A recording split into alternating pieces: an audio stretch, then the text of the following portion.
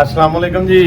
ਅਸੀਂ ਜਨਾਬ ਆ ਗਏ ਹਾਂ ਦੁਕਾਨ ਤੇ ਵੈਸ ਸਾਹਿਬ ਅੱਜ ਤਸ਼ਰੀਫ ਲਿਆਏ ਨੇ। ਜੁਮੇਰਾਤ ਤੇ ਗਏ ਹੋਏ ਸਨ ਲਾਹੌਰ ਤੇ ਜੁਮੇਰਾਤ ਤੋਂ ਬਾਅਦ ਜਿਹੜਾ ਨਾ ਅੱਜ ਤਸ਼ਰੀਫ ਲੈ ਕੇ ਆਏ ਨੇ ਤੇ ਮੈਂ ਕਿਹਾ ਵੈਸ ਸਾਹਿਬ ਨੂੰ ਪੁੱਛਨੇ ਆ ਕਿ ਵੈਸ ਸਾਹਿਬ ਇੰਨੇ ਦਿਨ ਕਿੱਥੇ ਗੁਜ਼ਾਰ ਕੇ ਆਏ ਨੇ। ਜਿਹੜੇ ਦੋਸਤ ਸੀ ਜਿਨ੍ਹਾਂ ਕੋਲ ਗਏ ਹੋਏ ਸਾਂ ਉਹਨਾਂ ਨੇ ਵਾਪਸ ਨਹੀਂ ਆਣ ਦਿੱਤਾ ਤੇ ਇਸ ਵਜ੍ਹਾ ਤੋਂ ਜਿਹੜਾ ਨਾ ਮੈਨੂੰ ਟਾਈਮ ਲੱਗਾ ਤੇ ਅਸੀਂ ਗੁੱਡੀ ਉਡਾਉਂਦੇ ਰਹੇ ਹਾਂ ਜੀ 3-4 ਦਿਨ। ਅੱਛਾ ਜੀ, ਸਾਡੇ ਦੋਸਤ ਆਏ ਨੇ ਜੀ ਚੌਧਰੀ ਅਰਸ਼ਦ ਫਾਰੂਕ ਐਡਵੋਕੇਟ ਸਾਹਿਬ। ਅਸੀਂ ਪਹਿਲੇ ਵੀ 1-2 ਵੀਡੀਓ ਇਕੱਠੀਆਂ ਬਣਾਈਆਂ ਨੇ। ਅੱਜ ਅਸੀਂ ਇਹਨਾਂ ਨੂੰ ਰਿਕੁਐਸਟ ਕੀਤੀ ਸੀ ਕਿ ਸਾਨੂੰ ਆਪਣੇ ਕੀਮਤੀ ਟਾਈਮ ਦੇ ਵਿੱਚੋਂ ਟਾਈਮ ਦਿਓ। ਅਸੀਂ ਇੱਕ ਟੌਪਿਕ ਜਿਹੜਾ ਨਾ ਫੜਿਆ ਹੋਇਆ ਇਹ ਦੋਸਤਾਨੇ ਵਾਲਾ, ਉਹਦੇ ਤੇ ਅਸੀਂ ਮੁਖਤਲਿਫ ਦੋਸਤਾਂ ਦੀ ਰਾਏ ਲੈਂਦੇ ਹਾਂ ਕਿ ਉਹ ਕੀ ਕਹਿੰਦੇ ਨੇ। ਉਹੀ ਅਸੀਂ ਅਰਸ਼ਦ ਫਾਰੂਕ ਸਾਹਿਬ ਨੂੰ ਪੁੱਛਨੇ ਆ ਕਿ ਦੋਸਤਾਨੇ ਦੇ ਮੁਤਲਕ ਤੁਹਾਡਾ ਕੀ ਖਿਆਲ ਹੈ, ਕੀ ਰਾਏ ਵੇ ਤੁਹਾਡੀ। ਬਿਸਮਿਲ੍ਲਾਹਿਰਰਹਿਮਾਨਿਰਰਹੀਮ ਜੀ। ਪਹਿਲੇ ਤਾਂ ਸਭ ਨੂੰ ਅਸਲਾਮ ਅਲੈਕੁਮ। ਤੇ ਗੱਲ ਹੈ ਵੀ ਟੌਪਿਕ ਤੁਸੀਂ ਬੜਾ ਸੰਜੀਦਾ ਜਿਹੜਾ ਨਾ ਉਹ ਫੜ ਲਿਆ ਤੇ ਗੱਲ ਹੈ ਵੀ ਗੱਲ ਸਟਾਰਟ ਕਰਨ ਤੋਂ ਪਹਿਲੇ ਨਾ ਪੜ੍ਹੇ ਲਿਖੇ ਬੰਦਿਆਂ ਦੇ ਤਜਰਬੇ ਤੋਂ ਸਿੱਖਣਾ ਚਾਹੀਦਾ, ਜਿਨ੍ਹਾਂ ਕੋਈ ਲਿਖੀ ਪੜ੍ਹੀ ਸੋਹਣੀ ਗੱਲ ਕੀਤੀ। ਇੱਕ ਰਾਈਟਰ ਨੇ ਜੀ ਪਤਰਸ ਬੁਖਾਰੀ ਸਾਹਿਬ, ਪਤਰਸ ਬੁਖਾਰੀ ਜੀ, ਉਹਨਾਂ ਬਹੁਤ ਜ਼ਿਆਦਾ ਕਿਤਾਬਾਂ ਵੀ ਲਿਖਿਆ ਤੇ ਉਰਦੂ ਅਦਬ ਵਿੱਚ ਬੜਾ ਉਹਨਾਂ ਦਾ ਨਾਮ ਹੈ।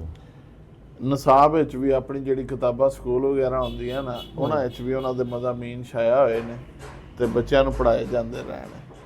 ਉਹਨਾਂ ਨੂੰ ਵੀ ਕਿਸੇ ਨੇ ਪੁੱਛਿਆ ਵੀ ਦੋਸਤ ਕੌਣ ਹੁੰਦਾ, ਉਹਨਾਂ ਬੜੀ ਸੋਹਣੀ ਗੱਲ ਕੀਤੀ। ਉਹਨਾਂ ਕਿਹਾ ਦੋਸਤ ਉਹ ਹੁੰਦਾ ਜਿਹੜਾ ਤੁਹਾਡੇ ਕੋਲ ਬੈਠਾ ਹੋਵੇ, ਖਾਮੋਸ਼ ਬੈਠਾ, ਕੋਈ ਗੱਲ ਨਹੀਂ ਹੋ ਰਹੀ, ਮੁਸਲਸਲ ਬੈਠਾ ਤੇ ਤੁਹਾਡਾ ਦਿਲ ਮੁਤਮਿਨ ਹੈ ਵੀ ਮੇਰੇ ਕੋਲ ਕੋਈ ਦੋਸਤ ਬੈਠਾ। ਕੀ ਬਾਤ ਹੈ, ਗੱਲ ਤਾਂ ਹੋਈ। ਠੀਕ ਹੈ।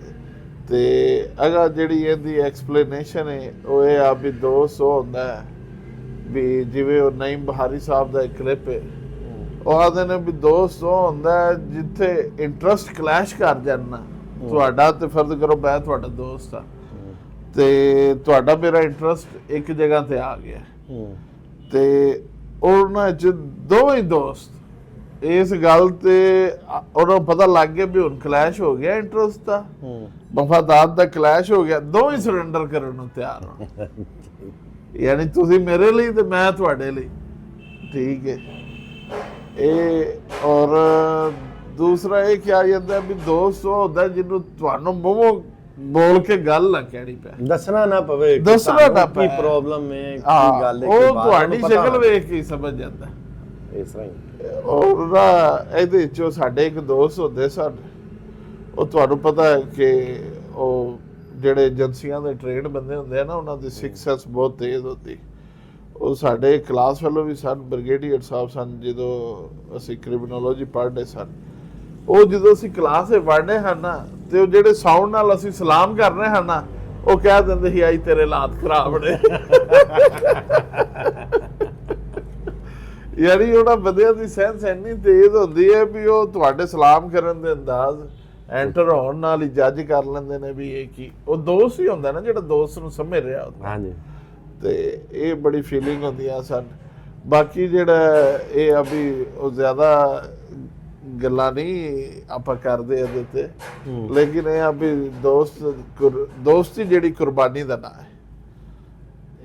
ਕੁਝ ਦੋਸਤ ਐਸੇ ਨੇ ਆਪਣੇ ਮੁਸ਼ਤਰਕਾ ਹੀ ਕਿ ਜਿਹੜੇ ਕੁਰਬਾਨੀ ਦੇਣ ਦੀ ਬਜਾਏ ਅਗਲੇ ਨੂੰ ਦਿਬਾ ਕਰਨ ਤੋਂ ਕਰਦੇ, ਉਹ ਫਿਰ ਦੋਸਤ ਨਹੀਂ ਨਾ ਹੁੰਦੇ, ਉਹ ਫਿਰ ਕੀ ਹੁੰਦਾ, ਪਲੇਟਾਂ ਉਹ ਵਫਾਦਾਰ ਹੁੰਦੇ। ਦੋਸਤ ਸਾਬਤ ਕਰਦੇ ਨੇ ਆਪਣੇ ਆਪ ਨੂੰ।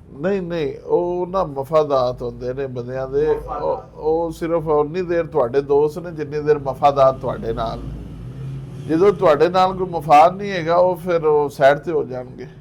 ਤੁਸੀਂ ਅਸਲ ਸਿਆਣ ਤੇ ਉਹਨਾਂ ਬੰਦਿਆਂ ਦੀ ਕਰਨੀ ਪੈਂਦੀ ਨਾ। ਇਹ ਦੁਨੀਆ ਵਿੱਚ ਰਹਿ ਕੇ ਉਹਨਾਂ ਬੰਦਿਆਂ ਦੀ ਸਿਆਣੀ ਤੇ ਫੰਕਸ਼ਨ ਹੈ। ਉਹਨਾਂ ਤੁਹਾਨੂੰ ਕਦੀ ਸਲਾਮ ਨਹੀਂ ਕਰਨਾ, ਰਾਬਤਾ ਨਹੀਂ ਲਾਣਾ। ਅਸੀਂ ਸਿਆਣ ਕੇ ਵੀ ਜਨਾਬ ਉਹਨਾਂ ਨੂੰ ਵੈਲਕਮ ਕਰਦੇ ਆ, ਉਹ ਫਿਰ ਜਿਹੜਾ ਉਹ ਤੇ ਤੁਸੀਂ ਬੇਵਕੂਫ ਜੇ। ਇਹ ਤਾਂ ਵੇਖੋ ਨਾ ਜੀ, ਹਜ਼ਰਤ ਅਲੀ ਰਜ਼ੀ ਅੱਲਾਹ ਤਾਲਾ ਅਨਹੂ ਦਾ ਕੋਲ ਹੈ ਸ਼ਾਇਦ, ਜਾਂ ਕਿਸੇ ਵੱਡੇ ਬੰਦੇ ਦਾ, ਮੇਰੇ ਕੋਲ ਗਲਤੀ ਨਾ ਹੋ ਜਾਏ, ਤੇ ਉਹਨਾਂ ਕਿਹਾ ਜਿਹੜਾ ਮੋਮਨ ਹੈ ਨਾ ਉਹ ਇੱਕ ਸੁਰਾਖ ਤੋਂ 2 ਵਾਰੀ ਨਹੀਂ ਦੱਸਿਆ ਜਾਂਦਾ। ਜਦੋਂ ਤੁਹਾਨੂੰ ਪਤਾ ਲੱਗ ਗਿਆ ਵੀ ਇਹ ਬੰਦਾ ਮੇਰੇ ਨੁਕਸਾਨ ਦੇ ਆ ਤੇ ਫਿਰ ਤੁਸੀਂ ਉਸੇ ਪਾਸੇ ਟੁਰੋ। ਇਹ ਤੇ ਤੁਸੀਂ ਆਪਣਾ ਨੁਕਸਾਨ ਕਰਨਾ ਨਾ ਜੀ।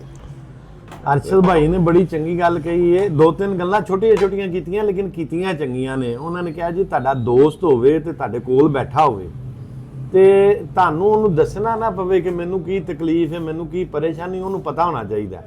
ਦੂਸਰੇ ਨੰਬਰ ਤੇ ਤੁਹਾਡਾ ਦੋਸਤ ਤੁਹਾਡੇ ਕੋਲ ਬੈਠਾ ਹੋਵੇ ਤੇ ਖਾਮੋਸ਼ੀ ਹੋਵੇ ਬਿਲਕੁਲ, ਤੇ ਤੁਸੀਂ ਮੁਤਮਿਨ ਹੋਵੋ ਕਿ ਮੇਰਾ ਸੱਜਣ ਜਿਹੜਾ ਨਾ ਮੇਰੇ ਕੋਲ ਬੈਠਾ ਹੈ।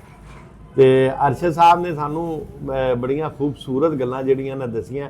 ਹਰ ਬੰਦੇ ਦਾ ਪੁਆਇੰਟ ਆਫ ਵਿਊ ਆਪਣਾ ਹੁੰਦਾ ਹੈ। ਕਈ ਤਸੀਫ ਹੈਦਰ ਬੰਦੇ ਵਰਗੇ ਬੰਦੇ ਹੁੰਦੇ ਨੇ ਜਿਹੜੇ ਕਿਤੋਂ ਨਾ ਕਿਤੋਂ ਡਸੀਜੇ ਹੁੰਦੇ ਨੇ ਤੇ ਉਹ ਜਿਹੜਾ ਨਾ ਆਪਣੇ ਹਿਸਾਬ ਨਾਲ ਗੱਲਾਂ ਕਰਦੇ ਨੇ। ਅਸੀਂ ਹੁਣ ਜਨਾਬ ਭਟੂਰੇ ਮੰਗਾਏ ਨੇ ਅੱਜ।